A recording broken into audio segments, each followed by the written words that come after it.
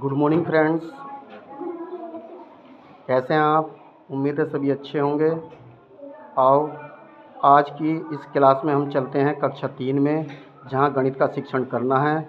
और इस गणित के शिक्षण में एक हमारा लर्निंग आउटकम है M3011, जिसमें हमें बच्चों को 4 अंक की संख्याएं में स्थानीय मान को समझकर पढ़ना और लिखने की समझ बनानी है।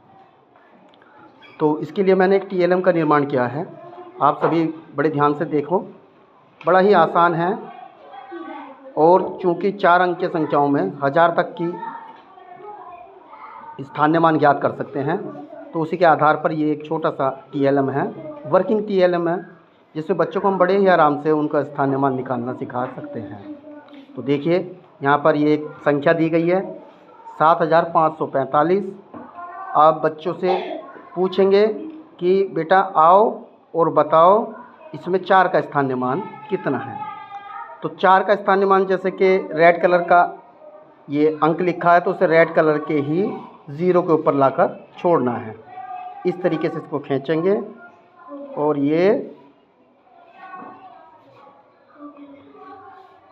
इस तरीके से, ठीक है।